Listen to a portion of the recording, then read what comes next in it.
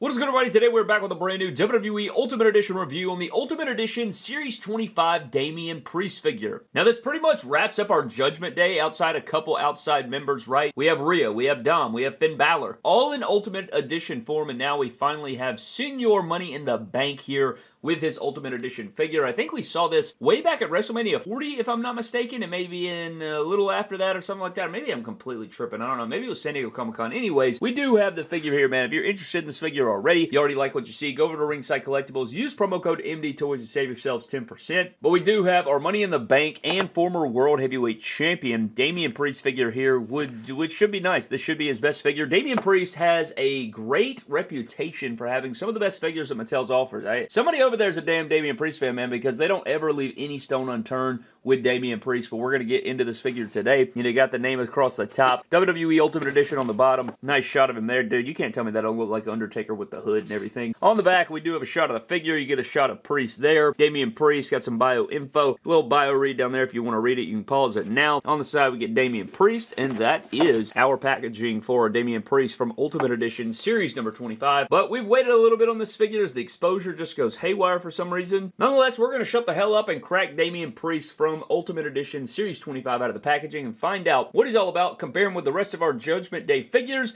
and see if this Ultimate Edition Damian Priest is worth a shish.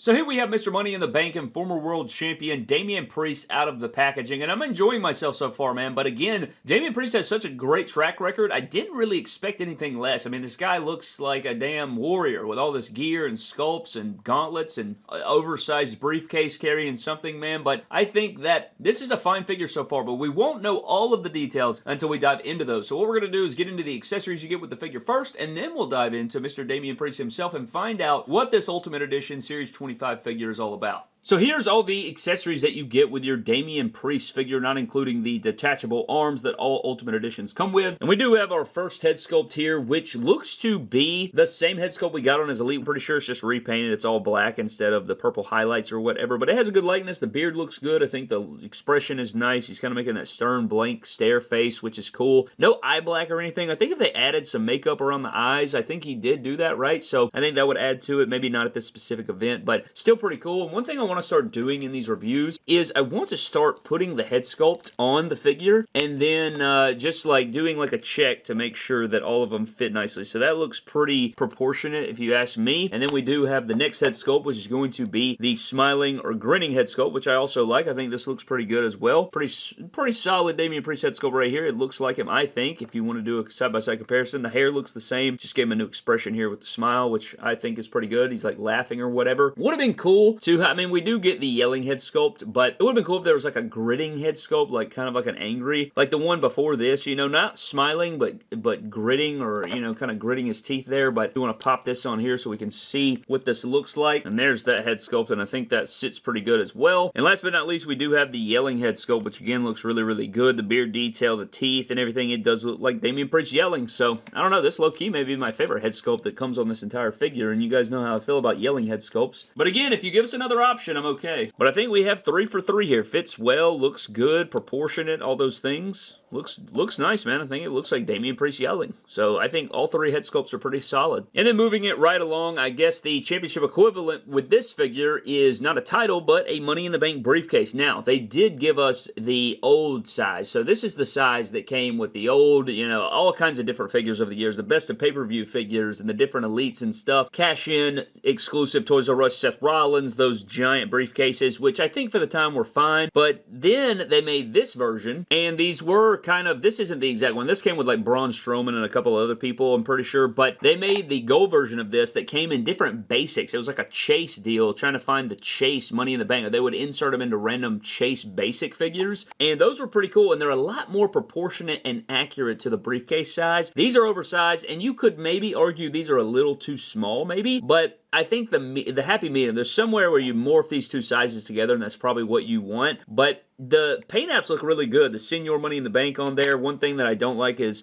on the other side, it does have the WWE logo printed on there, so it you can see the mold right there. And then, funny enough, when you open it up, you could store stuff in here. But then if you zoom in right here, what does that say right there, man? 2010 Mattel. So this mold has existed for a very long time. I think the first figure to come with this was maybe Elite 10 Kane, right? With the blue Money in the Bank briefcase, maybe? So this mold's very, very old, man. You're looking at a 15-year-old sculpt here. He's got an adult with a license with him, man. He can drive around, so pretty crazy, but this is a cool accessory to include. I just wish it was smaller. I think it would do a lot better for me. And then another really awesome accessory is his entrance gear. It comes with a shoulder pad, and then it has this thing that locks around his sternum and torso, and then he does have the cape here with the different black dots and everything like that, which looks really, really sweet. This is freeform. There's no bendy wire or anything, and it does have a hood on it. And the thing about the hood is I think it's a little too big, and I'll put it on the figure so you can kind of see what you're messing with here, but essentially, I tried to put it on there with the head sculpt off, and it didn't really work well, and what I've done is I've been popping the shoulders out to put this on, because I think it works the best. So what you do, and if you do it without the head sculpt on there, when you put the hair on, it's impossible to really tuck it inside the shoulder pads, but you get like this, and then you have to maneuver these chains over the top, and I could be doing this wrong, but I don't think this unclasps or anything. I don't think so. To my knowledge, I don't think it does, so I could be completely doing this wrong, but this is how I've been doing it anyway. But, you know, you shove that on there, and you finesse it onto the figure as much as possible, and that is what the hood looks like. And the hood's not bad on there. It definitely, and you'll see what it looks like later in the photography and things like that, but when you shove it on there, I try to tuck these little chains underneath the top part of the Ultimate Edition torso, but just this hood looks pretty baggy, and you could pull it over his head and stuff. I just wish this had a bendy wire. If this had a bendy wire and you could hold that shape right there, that would do wonders just like that, if it could hold that shape there. So a bendy wire in this would have been insane, probably would have added the cost, but I don't know, I may hot glue that or put some glue there to have it like that, but that's how I've been doing it, you know, and then you import the arms right through there. But if there's a better way to get this on,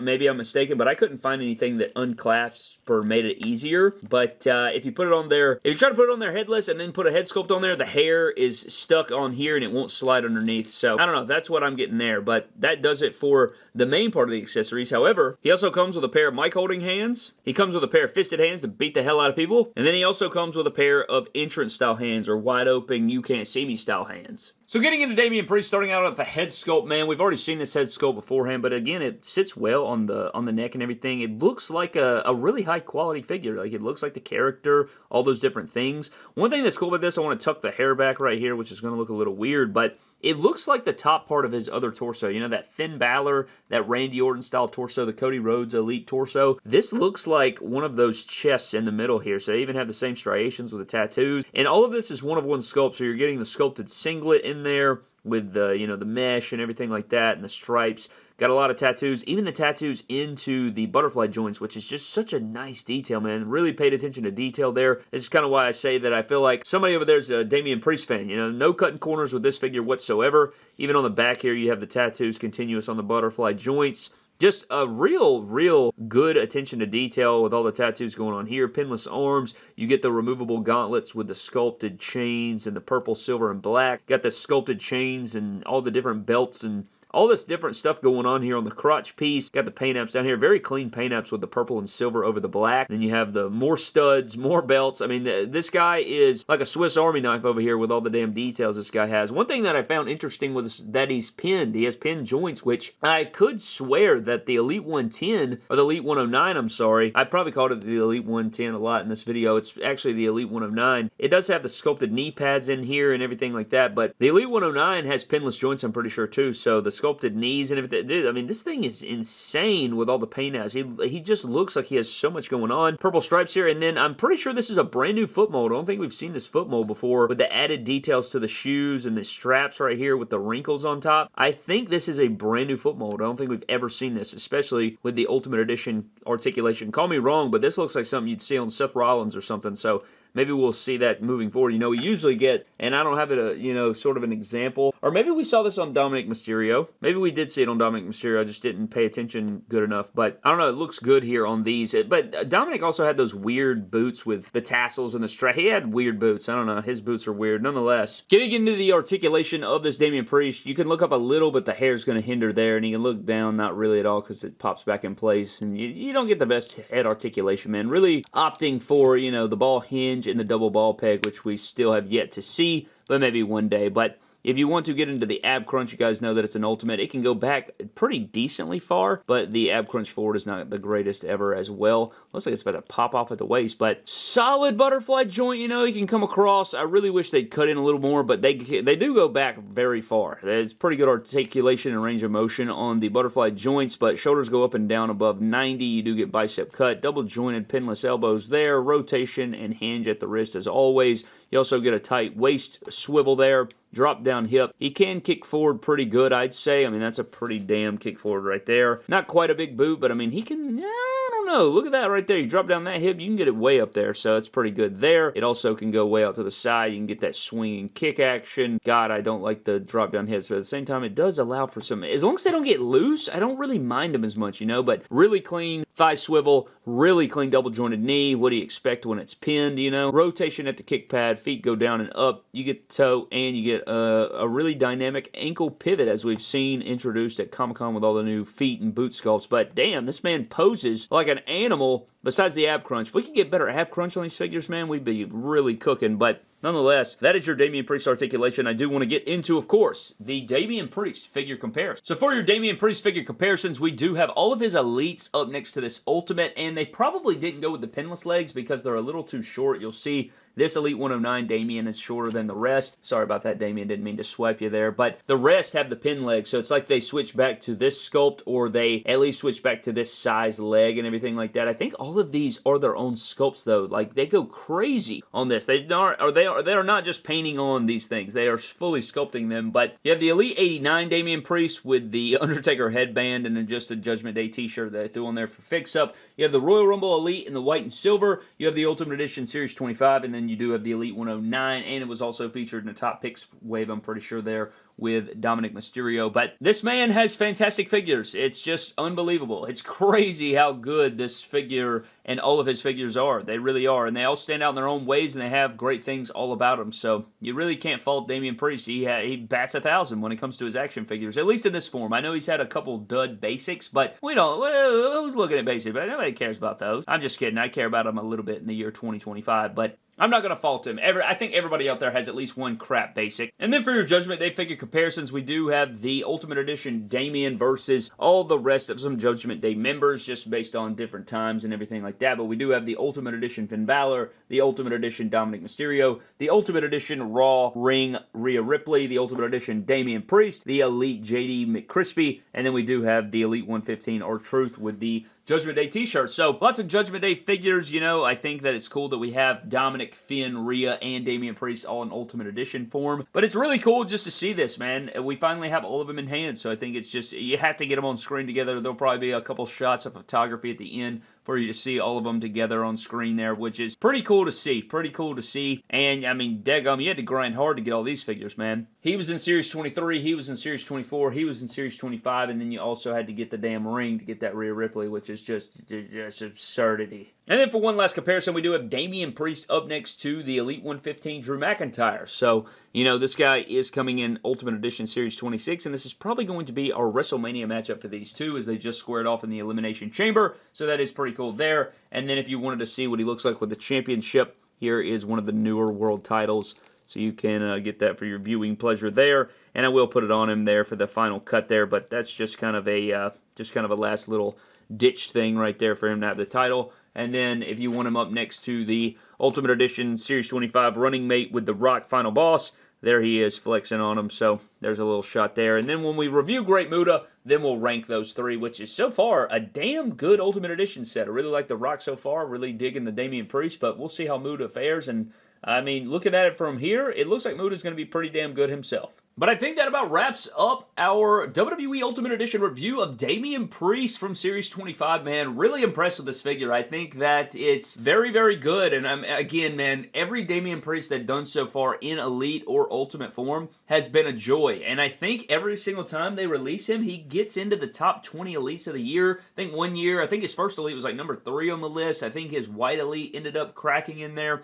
And then his figure last year, I think, was close to the top 10, if not in the top 10. So this figure right here, probably going to be in the top Ultimates of the year, possibly. I think there's a lot of great things going on with it. Is it perfect? I don't think it's a perfect figure. There's a few things that I don't like about it. The number one things, I'll get into my biggest stresses about it, but I think the Money in the Bank's oversized. I really hate that they went back to the original, Money in the Bank briefcase we had for so long, and then they switched it to those Chase Money in the Bank briefcases that I think are way more accurate, man. These are just so damn big, man. I love the paint apps of them, too. I've seen these in person. I've seen this briefcase, like, up close in person. I've actually held this style case in my hand, and the colors look good. The silver looks good. I like everything like that, but it's not this big. It's the proportions and the scale in between the character and the briefcase. It's still really cool. I like that we included it, as they should, but this mold, even if you open it up, it says 2010, man. I mean, they should have most definitely used the smaller briefcase, but outside of that, the hoodie deal or the hoodie entrance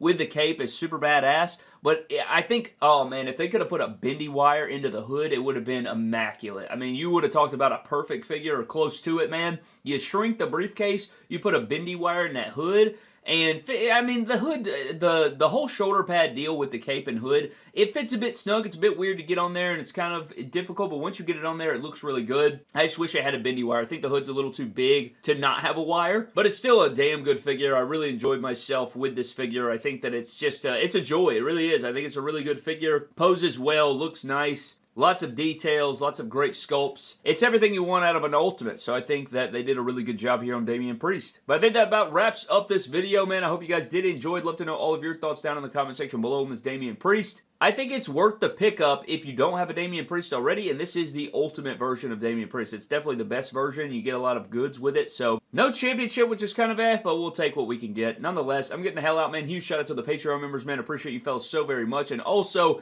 if you guys want this figure, you can go over to ringsidecollectibles.com. Use promo code MDTOYS to save yourselves 10%, of course, when shopping over there. I greatly appreciate you. But this Damian Priest is Ultimate. I like it, and I appreciate you guys. But I'm getting out. I'll see you guys next time. Have a blessed one. I'll catch you guys later.